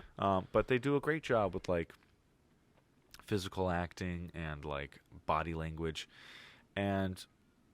at the same time that Valenti shows up, Josh shows up, and again, this is probably midnight, maybe even later in the night, maybe 4 a.m, and the other crocodiles are showing up. Valenti falls in the pit. He's about to get his ass eaten by the scary real crocodiles, and Lyle wants to save him, but he's deeply hurt by the way Valenti basically betrayed him. Not only betrayed him, but consistently used and abused him as a prop in his show. Yeah. And so Valenti is forced to admit what he did. Yeah. And concede the fact that Lyle should be able to do whatever he wants. He can not only sing, but maybe he just wants to be a family member of the Prims. And we have a mariachi band outside if anyone can hear that. We hired them actually to show up. Dude, it's That's pretty damn good. Sounds pretty good. Yeah. Yeah, okay, interesting. A lot going on our street right now. Totally. Anyway. And so, long story short, hence becomes the great chase. Basically, Valenti apologizes. Lyle saves him from the other crocodiles. Josh and the three break out. The sun is rising. The cops are coming after them. Valenti kind of throws down this massive epic badass puff of smoke to envelope the park rangers and the police and the animal zookeepers. And meanwhile, Josh, like a crazy man, drives a motorcycle for the first time. Kind of hilarious. He turns the key to the ignition. Lyle pushes down the what would you call it, the clutch to get the thing going. Yeah. And basically they drive their asses off to this show called Show Us What You Got. Yeah. It's like American Idol or America's Got Talent or whatever. And it's basically they've set up this whole plot. It's not like they're randomly. it's not like they're randomly showing up to just some bullshit concert event. Throughout the film, they establish that there's this show going on in town. There's some kids at school who want to perform at it. Everybody wants their shot at like 15 seconds of fame. It's literally the place Valenti's trying to audition and get into so he can get some his 15 minutes of fame, and everybody's failing at it. And Josh puts together in his head that the only way people are going to accept Lyle is if they just see him sing, if they just watch him do his like beautiful special talent that makes him like him. So they get on the bike, they drive as fast as they can to the theater. They get to the theater, they bust in, they get some friends from school who are auditioning to like let them sneak backstage. They get on stage, everyone's scared, it's quiet, and Lyle still doesn't sing. And Josh realizes the only way he's going to get Lyle to sing is if he too sings. Yeah. And Josh is a terrible singer. He's terrible at singing. Totally. But he knows he's terrible, but he knows he's... suck, Josh. Well, because Josh is doing for Lyle what Lyle did for him earlier. Go on with that. Tell me more about that. Like, Lyle, gave him courage and hope and made him feel less overwhelmed. And that's what Josh is doing on stage for Lyle. Which is beautiful. Yeah, it's very full circle. Nice. Like, this film does a great job giving everybody, like, their full circle journey, beginning to end, learning their own personal lessons. And the people eat up. Once Lyle starts singing, the people eat it up. They explode. Yeah, basically, Josh sings, Lyle's still not singing. Josh sings some more, everybody's laughing in the audience. Josh continues to choose to have courage to keep singing. Yeah. A little silence. Yeah. And then, oh my goodness, Lyle starts singing Shawn Mendes' voice. Right. The band picks up like the chords and the cues. Right. And like the room erupts into like people eat it up. Yeah. It's really fun. And basically proceed to a near happy ending. A near happy ending. What we think might be a happy ending, but then there's that trial. Yes. So there's a final trial where, like, in spite of like Lyle taking over, show us what you got, and the whole like event, the next final scene, it's kind of like an epilogue scene, is basically Mr. Grumps just won't give it up. He won't give up. He's like, fine, he's a great singer. Lyle's a great singer. Well, 'cause Mr. Grumps, you have to imagine, is pissed that his like scheme to get Lyle in the zoo like didn't really pan out. Good call. Term. Yes, yeah. Good call. So because Grumps paid off yes. Valenti to get Lyle. I'm surprised that never came out. That would have been kind of helpful for the plot, I think, if they kind of revealed that Grumps was trying to extort somebody. Do you think it would have made things too complicated? Well, I feel like Grumps gets his comeuppance. He does. In a way that's similar but different. Yeah. So basically, Grumps is like, Lyle, yeah, he's a great singer, but like he's an exotic pet and he's not allowed to live in a residential building. Yes. And just like the homeowners association, Valenti, when all hope is lost and it's quiet and no one's got an argument, Valenti shows up, walks down the hall. Javier Bardem is crushing it again. Yeah, and he has basically an older deed where it was a special permissions deed. Yeah.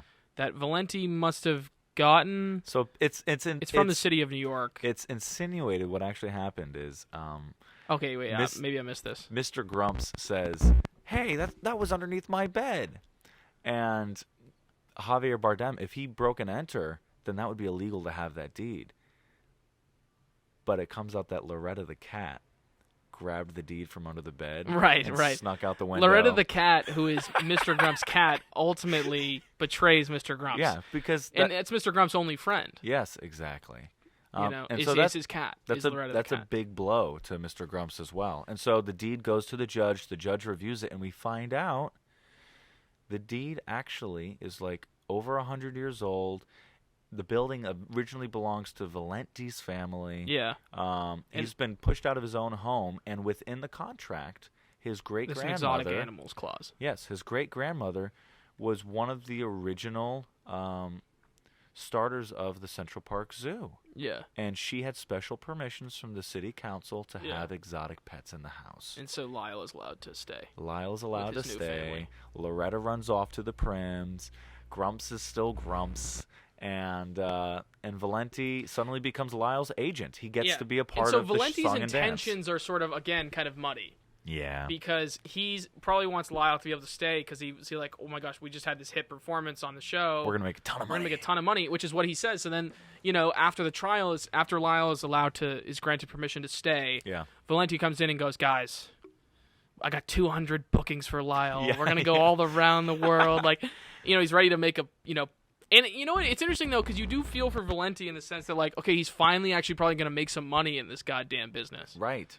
And so you do you still this is why I think Valenti's a good character is because like he's neither good nor bad. He's it's all sorts of gray areas and because Lyle gets to stay and gets to stay with his new family, but Valenti's intention was really I gotta get Lyle to stay so I can we can make $1 million. You know what I mean? But kind of like a Mr. Krabs character in some ways. A little bit, yeah. And so that's not how the Prim family sees it going because they're ready to go on vacation, and Valenti's a little confused because he's been busy booking all these shows for Lyle. And it's just like a silly moment because Valenti, they're like, yeah, we're going on vacation. Valenti's like, what's a vacation? Yeah, he doesn't. Right. What is that? And they basically like, we'll be back. And so Loretta gets in the car, the Prims get in the car. Lyle gets in the car, and they drive off in the sunset. Yeah. And the final frame is my apartment building. I'm just letting everybody know. Yeah, so then they just hit the road, and they're doing, like, karaoke Crocodile Rock. They're singing Crocodile Rock. Really fun closing song. Thank you. Closing song. Loretta the cat's in the car. Lyle's in the car. The Prim family's in the car singing. And Valenti realizes he's going to have to find a different act. Yeah. Which ends up being a rattlesnake that can tap dance or something. A beatboxing rattlesnake. I mean, it's just kind of funny that, like, basically Valenti takes up this role that he's going to start representing exotic acts, Yeah. Probably not just pets, but like the fact that he has a croc and a rattlesnake just to show up. And I suppose all of this story is taking place over the course of 2 years. 2 years? Yeah, because he discovers Lyle, Lyle's little baby crocodile. Okay. 18 months go by. Yeah, but then the final moments can't be more than... Well, the trial is a month after... Oh, interesting. The trial is a month after, so call it like 19-ish, 19 maybe months. So under 2 years, but so Valenti, it's not like years and years and years are going by because obviously that wouldn't make sense because Lyle, it doesn't take that much time for crocodiles to mature into full size because that whole element of Lyle's a little baby crocodile and then he grows into full size. For sure. Anyway, I think that was just them being like, well, it doesn't take that long for a crocodile to mature into a full blown adult crocodile. Right. Anyway, So, yeah, guys, I mean... things you liked that worked about this movie, things we didn't think worked. For sure. So things that worked for me is super elementary, but I really like that everybody had a lesson that they were actively working on for themselves, whether or not they knew it. Man, guys, we're so sorry. Yeah. We might need to get new cables or something. We got new mics, hopefully, coming soon. Oh, man. Yeah, so I really like that they had a strong act structure, that Lyle went on like a standard hero's journey, that I just can't tell which one of us it is, I don't know. Hello, test 1 2, test 1 2. Oh yeah, I think it's me. So, yeah, I like that they had kind of like a standard hero's journey for Lyle and for the son. I like that the parents weren't just like two-dimensional pop-in, pop-out characters, but they had their own little journeys. I liked that. I actually was okay with Grumps being basically a two-dimensional piece of doo-doo caca. Like, well, yeah, I mean, it's kind of, you kind of need, it's true to the book. Sure. I don't know, like Grumps, it's true to the book. But in terms of like, if we want to be like super like simple, like the knight versus the dragon, good versus evil, like Grumps represents that. And that's okay because it's also a kid's film. It's a kid's film. Yeah. And it's okay to have like basically what you would call like a modern morality play. Yeah. And excuse me. And my caveat to that, which is what really stands out, we spoke about it earlier briefly, and we don't have to go in too hard, is Valenti really offers that nice balance between good and evil, where he's a complex kind of anti-hero, makes good decisions for bad reasons, makes bad decisions for good reasons. That's really you know, and like that's really fun because it is fun. Oftentimes like we don't get that in kids movies. Like it's just very clear who's good and bad, and that's kind of that, you know. Yeah, I think so I appreciated that being brought out in you know, by Josh Gordon and Will Speck, and also Will Davies in the screenplay. Like I think bringing out some sort of I don't know, bringing out something that's a little more gray and nuanced for a children's movie, I think is a great move. Totally. Because I mean, you and I have been, I don't know if it's you and I specifically who have been discussing this, but to me there's been an ongoing sort of dialogue in my head about children's entertainment of late and it being not nuanced enough, because the reality is children's entertainment, for it to work at the highest level, I really believe there has to be something in there for the parents, and there has to be something in there for the kids. Okay. And those things have to work in, they have to run parallel to each other. They can't be, you know, one can't get in the way of the other, is what I'm trying to say. And I think this movie is attempting to do that. And I think a lot of children's entertainment of late, like, has been sort of, that I've seen has been sort of failing to do that, is you know, to have something in there that adults can appreciate, and obviously, you know. Do you have a specific example? Yeah, I mean, I'm thinking of, for example, like SpongeBob, right? Okay. I'm thinking of, like, SpongeBob is something that, you know, television and the movie as well. There's stuff in there that it's meant for kids to gravitate toward and for kids to enjoy. But if adults, like, I remember growing up and watching SpongeBob and my dad being able to watch it with us. Yeah. Not because he felt like he had to, but because he wanted to. It was something my dad wanted to watch with us. Yeah. Because there's a lot of stuff, and you go back and watch SpongeBob and you realize why. There's a lot of great shit in there that's entertaining to adults as well, but it's really for kids. I will say there's a weird... And so I don't know where that has gone in the last... I don't know how many years, but it seems to have been largely erased from the landscape, the media, you know, the entertainment landscape rather. And I think that it's a portion of the landscape that I think, you know, it should be filled, in my opinion, because I think, you know, yeah.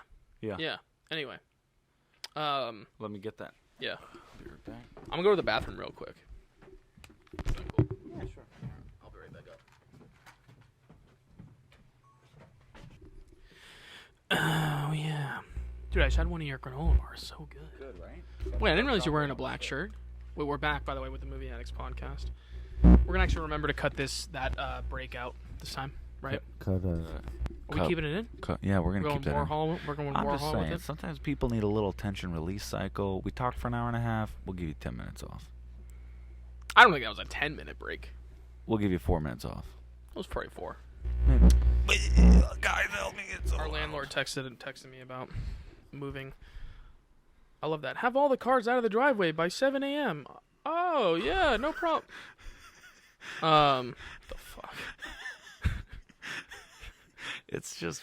We have a laissez-faire landlord. Hopefully, he's not going to ever see this. We have a very laissez-faire landlord, but there's downsides to that. Because he has no idea what the fuck is going on. Well, I think He literally doesn't he literally doesn't know. Like, I don't even know, I'm not even sure he remembers what the house looks like.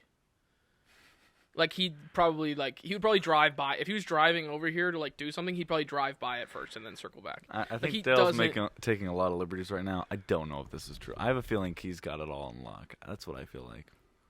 Yeah, but, like, via his, like, henchman. I've never seen the man. I think he watches, and we just don't know. Yeah, he watches via his henchman. Dale, to your exact point you just said, you've never seen the man. I could be key for all you know. Wow. Wouldn't that be mind-bending? I mean, he also has, like, an Android or a Google phone number, so... Interesting. Immediately suspect. Sus. Anyway, so let's get back to Lyle, Crocodile. Let's bring it home for the fans. Yeah, let's lock it in, baby. So we like the casting. Yeah. Let's talk about, I'd say at least there's one more thing. You like the script, is what you're saying. Really. Yeah, I like the plot structure. Yeah. I think the dialogue was fun. It was not riddled with crappy like one-liners. I like that it wasn't trying to be like a kids movie. Did you notice it wasn't trying to be like a comedy At all. Something I just realized. It wasn't trying to be a comedy at all. Mm-mm. You know, so I think that's also maybe why it's able to function as kind of adult entertainment and as kids entertainment. Yeah. Is like there actually isn't any sense of humor, quote unquote, to navigate. Yeah, that's true. So it's able to work on two levels. Mm-hmm. Mm-hmm. And the kids clearly remember like there was two little girls like just dancing in the front of the movie theater after it was over. They probably ate it up. It really is just a feel-good film. The kids, seemingly the kids loved it. At least the kids at the Grove loved it. Yeah. They ate it up, and then you and I liked it. So. I had a good time.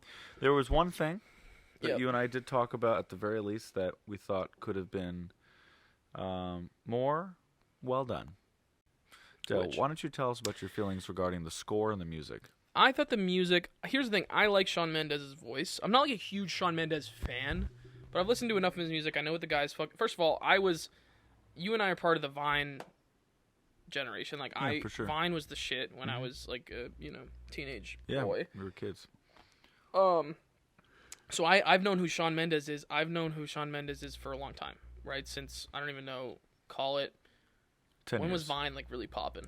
Well, I think it was closer to 2009, but okay, wow. From what I remember, could have been because wow. Shawn Mendes has been around for a decade at least. Yeah, I'll say 2011. We'll go with 2011 because I was in high school and you were probably in middle school at the time. Yeah, Shawn Mendes came up on Vine. That's how he popped off. He was one of those few Vine kids who really like made a big career after Vine kind of went to shit. Because he was a talented guy. He's a really great voice. I can't speak to his songwriting skills or anything because I don't listen to enough music to speak to that. We also don't know if he writes all his music. Right, and he has a great voice though, and it was definitely one of the most talented of those like that Vine generation of kids putting out Vine videos and things because he would put out all those videos of him singing. He sort of got the start. Shawn Mendes, there would be no Shawn Mendes, by the way, without Justin Bieber. Justin Bieber came up on YouTube. I don't know if you remember this. Like Justin Bieber got famous because he was a young kid from Canada on YouTube, getting millions and millions of views as a child on YouTube. And Shawn Mendes, I think people saw Shawn Mendes and went, "This could be the next Justin Bieber," and they weren't wrong. Yeah. Because he obviously has done very well for himself. It's interesting now because he's clearly, you and I were talking about this in the car. Some of that seems to be coming to a head for him, where he's sort of taking time off for his mental health and all sorts of. Yeah. So clearly he's treading through some of the pitfalls of blowing up in that way a little more carefully than maybe Justin Bieber did at first. Granted, Justin Bieber, again, Shawn Mendes is a guy who walks in the. Guys, this cable sucks. I'm gonna fucking kill this. Justin Bieber sort of, I think, stands on the shoulders of a person like Justin Bieber, though. Like a young dude with a great voice, making a killing in pop music. And I love Shawn Mendes' voice, though. I think it's a great foundation to work with. For the musical, for the musical component of this film, for him voicing Lyle the Crocodile. I think the issue I took with the music in this film, the musical numbers, is that I just didn't think the production behind the vocals was strong enough. I didn't think it was lush enough. I was hearing like programmed drums and all sorts of programmed sounds when I think a musical in particular would really benefit from like some live instrumentation, from orchestral arrangements and all sorts of things, just to make it feel really alive and make it really pop. And I feel like what I was hearing was production that was just really flat, really limp. It's just not as fun as live or orchestral, production would have been. And it just felt, for that reason, it felt a little lazy. It's just, for a musical, in my opinion, this is why I don't want to say what I was just about to say, because it's just, anyway. I've seen musicals of late try to get away with. Go on. I've seen some musicals come out recently. Not going to name all of them. I'm just going to talk about this one. I've seen musicals come out recently where Why don't you tell us about West Side Story? That was one recent West one we Side saw. Story, though, the music is awesome, right? Yeah, for sure. Exactly. And West Side Story, whatever you think of that movie, people had really mixed opinions on it. I really liked it. You and I really liked it. Steven Spielberg does not, and granted, it's also Steven Spielberg, so it's like he kind of like, the budgets are, maybe looking a little different on West Side Story. A little juicy, yeah. So Steven Spielberg probably also gets what Steven Spielberg wants, so there's also that factoring in, right? Yeah. But the music in West Side Story sounds incredible because they're not cutting any corners on the production. Okay. And you have Ansel Elgort also. Ansel Elgort's voice isn't amazing. I've heard him on other songs for other artists. I was going to say by intention, I feel like. Yes. Like they casted a person whose voice is But not also what perfect. I mean is Ansel Elgort is not a musical artist first. Okay. He's an actor first, and he Yes. also can sing. And clearly, though, Ansel Elgort, you have him stretching himself. Then the girl who plays... What's the character's name in West Side Story? Maria? The girl who plays Maria, what's her name? I don't remember. But she was awesome. Her voice was incredible. She's incredible. But then the voice, though, is not... Like, the music in West Side Story is not riding all on their voices. There's this beautiful musical arrangements and behind everything they're doing, right? And I think with Lyle Crocodile, Shawn Mendes' voice sounds great, but there's very limp music production behind it. And it's just, I like when musicals go all in on them, and I think they should. I think if your movie's going to be a musical, you better make sure that production's really lush and crisp and not sounding computer generated and all this, not that there's anything wrong with computer generated sounds. I mean, I'm a hip hop fan, so I'm used to hearing beats and artists performing over beats, but that's not what a musical should sound like. The musical numbers in a musical shouldn't sound like they're basically like beats that Shawn Mendes is singing over. I would say at the very least, I think one thing that was difficult about this film is the shape of the room, in my opinion, should also influence the shape of the sound. When you have characters that are going from close quarters in apartments to rooftops to city streets to large concert venues, and the sound is the same in every space. That's a great point, Gabe. It sounds like the whole thing is recorded in like a vacuumous studio. And it would be nicer if they changed the shape of the room. And you can even do that digitally. And it sounded like there wasn't as much intent in that, Yeah. So I do appreciate what you're saying with that. Yeah, I think that's a great point. It's a great addition to my point. It's just, in order for me to get fully invested in a musical, I need the music to be as magical as possible. And I just wasn't feeling that with all the musical numbers in here. Yeah. And yeah, it's hard to cut corners on that and have a musical film fully work, in my opinion. Yeah.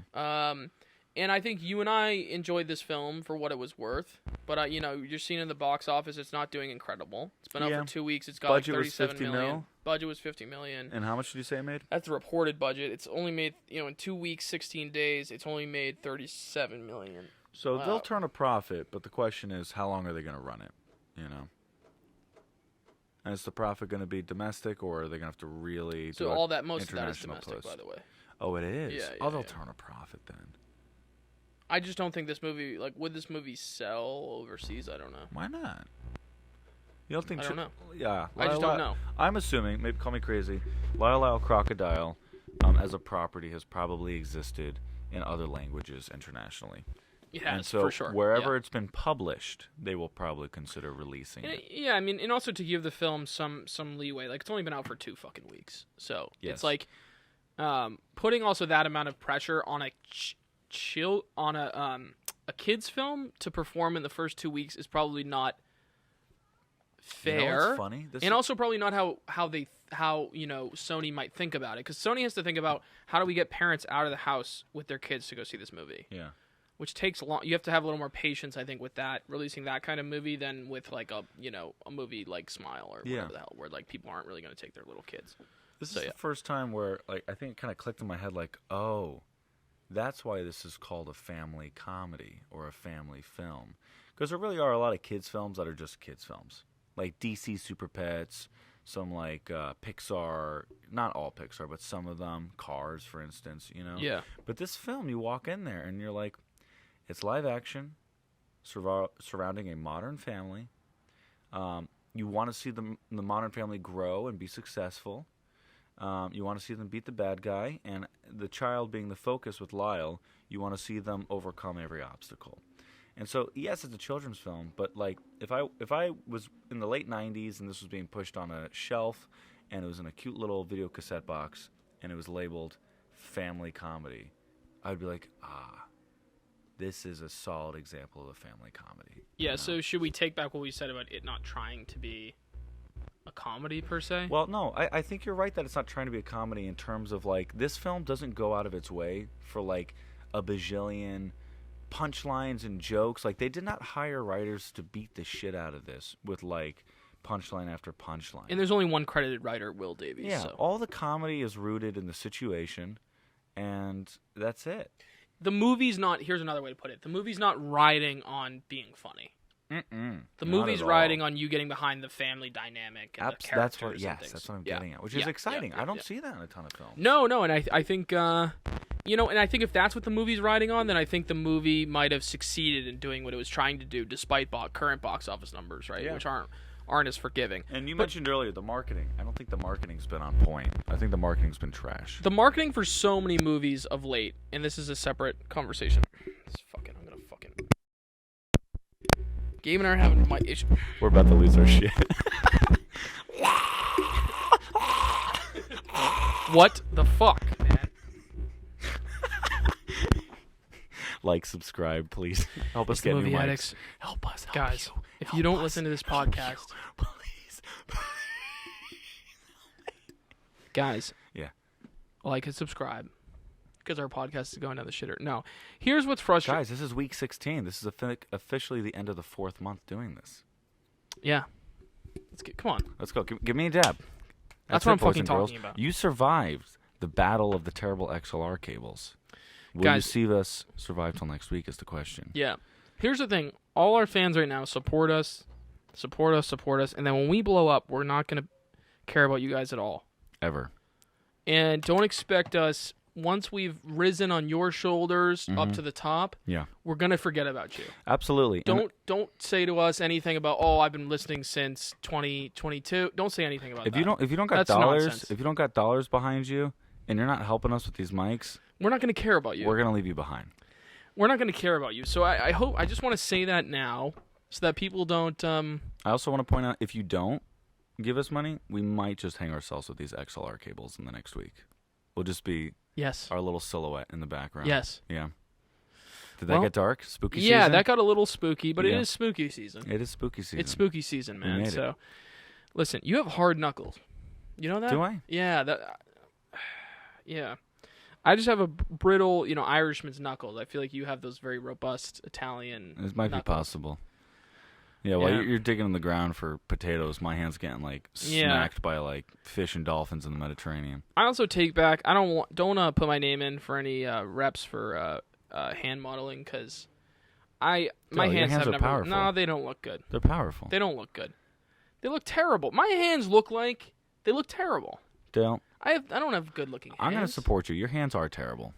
They are, right? You should feel They bad. don't look good at all. There's cuts. I always look at my hands. There's cuts and I'm like, where did this... For Christmas, I'm going to buy you a nice pair of gloves so none of us have to look at your hands ever My again. hands, thank you. My hands look like I'm 85 years old. Yeah? So you telling me you're not 85 years old? And anybody see that, please don't destroy sketch. Oh, yeah. Those guys are really funny. Yeah, I mean, if you guys haven't checked out... We've talked about Please Don't Destroy on this podcast before. Maybe. They're hilarious. Yeah. They're one of the only things that's making SNL funny right now. I literally think without them, SNL isn't funny anymore. It's Weekend Update's pretty good. I still like the Weekend Update. Okay. But yeah. But Please Don't Destroy is a highlight every week that I on YouTube I'm always looking somebody for. Somebody made a great argument, if not you, but somebody at one point said this. Basically, SNL, there was a time where if you were a cast member on SNL, people knew who you were, and you were a celebrity because of that. Now it feels kind of like you only watch SNL for whatever random celebrity shows up each week. And if you were a cast member... I don't think I said this. I think it was like someone else. Yeah. I mean, other than... is it Kenan? Kenan Thompson. Kenan, thank you. Kenan Thompson. One of the longest running members of Other than SNL Kenan, ever. it's like... Who is on there right now? Kenan hasn't left yet, right? I don't think They've so. had cast members though dropping like flies. Wait, really? Yeah. Hold on, I can Dude, I list gotta go off. get an audition in there. Honest to fucking God. I mean, yeah, it'd be nice if someone Imagine we my ass knew. moved back to SNL.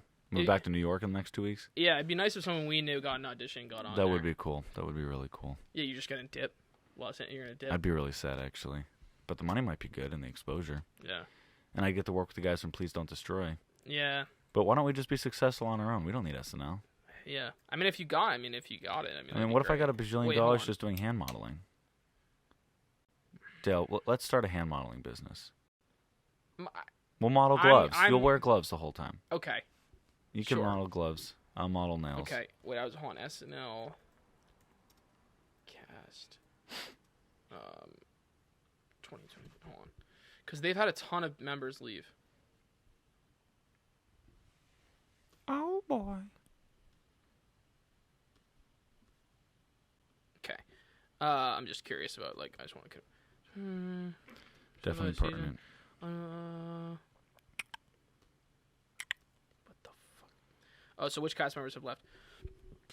80 planned to exit. So this day, the day before May's finale, confirmed.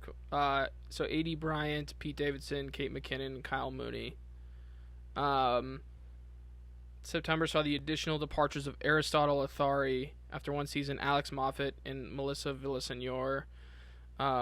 Wait, all those people left in the last month? September saw the additional and involuntary departures. Whoa! Holy cow. Chris Redd confirmed he was exiting after 5 seasons. Holy cow. Holy cow. All right.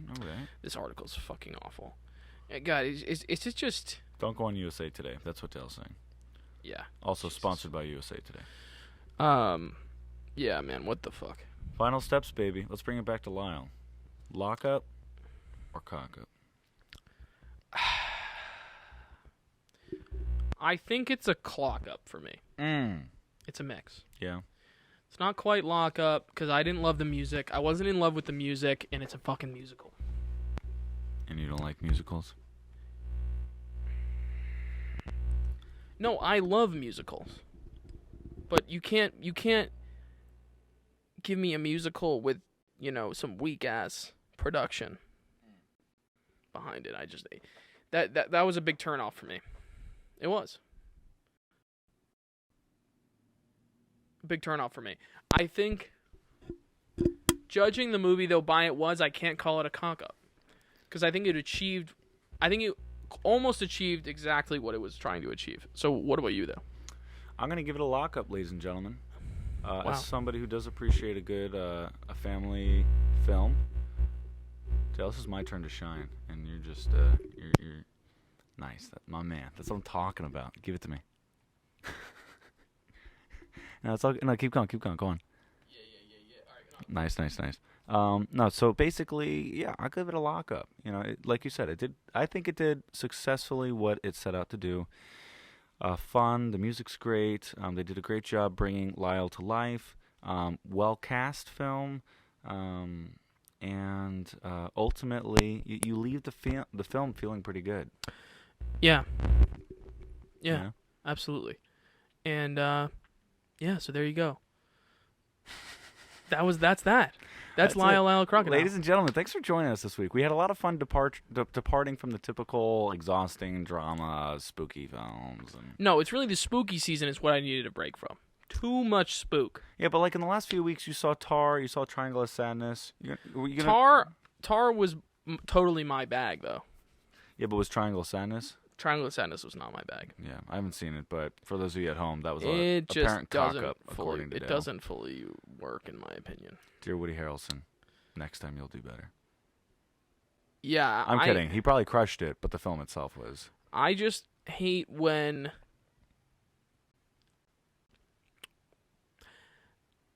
I have so many thoughts about Triangle of Sadness. I think it could have been the first 25 minutes I loved, and then it became something really convoluted it became something really unnecessarily convoluted. The movie had something really simple and really effective going on in the first 25 minutes, and then it became unnecessarily pretentious, convoluted. Al also said he didn't enjoy the throw up or the diarrhea for 60 minutes. It was just like... It was just a director, like, departing from too much from the importance of a good script, in my opinion. I mean, you know... Writer-director. Yeah. But it's like he was having too much fun with the gags and the symbolism and all sorts of things that have nothing to do with writing like a good script for a 2-hour movie. But you know who did crush writing for a good script for a 2-hour film? Who? Lyle, Crocodile. Yeah. I think for what Lyle, Crocodile was, I think it had some things going for it. I was disappointed by the musical numbers. Yep. That's really at the end of the day. I appreciate that. Well, you know what? Fucking fuck. We gotta get out of here before I have a fight with the microphones. All right. Well, hope everyone had a good weekend. Dale just electrocutes himself trying to bite through the cord. He's so angry. Yeah. Guys, hope you had a good weekend. Guys, have a fun Halloween weekend next weekend, and we'll keep you posted about what the next movie's going to be. I'm not going to be going out. You won't see me out. Dale's retiring spooky season, so. It's over. It's done. Spooky season's left me bereft. Cultureless. Spit it. Keep spitting it, Shakespeare. Bereft and cultureless and no man's kin. It hath left me riddled with sin. And in the sin there is no din. For now, and by din I mean dinner time, 4th nights hence. Because... And I need 20 pence to pay for this chicken, please. And she said, "Sir, please. This chicken..." "Sir, please, this chicken is all I have. I'm on my knees." And that's when I felt a cool winter breeze. 'Tis an oxymoron. 'Twas no such thing as a cool winter breeze. Only this woman on her knees. And I snatched the chicken and said, "I need that chicken, please." And I threw the 20 piece coin. It hit the ground and went boing. And that was the end of your dinner loin? Aye. 'Twas the end of my dinner loin. 'Twas. And 'twas the Movie Addicts podcast. The end. And 'tis the end of the Movie Addicts podcast. Who art thou? Dale. And who art thou? Thy is Gabe. It's been the Movie Addicts podcast. All right. See you on the next one, ladies See you and next. gents. See you next. I don't know what we're doing next, but yeah, we'll figure it out. Yeah. Things are getting spooky around here, that's for sure. All right. Sweet. Is it really thy or is it thou? I know you're thou and I'm thy, right? Thy is Gabe. They're different. Who art thou? No, thy is a possessive. So if I say who art thou, that makes sense because it's an object of a predicate. So if I say I am, oh, I'd be me. Like thy is like a possessive. It's like your. Oh well, then I would say I'm Gabe. You. Thy, I'm Gabe. Thy Gabe. Thy is Gabe. Right? Thy name is Gabe. Your name is Gabe. My name. Thy name is Gabe. Got it. Whereas thou is just a. Methinks thy name is Gabe. Yes. All right. Signing off.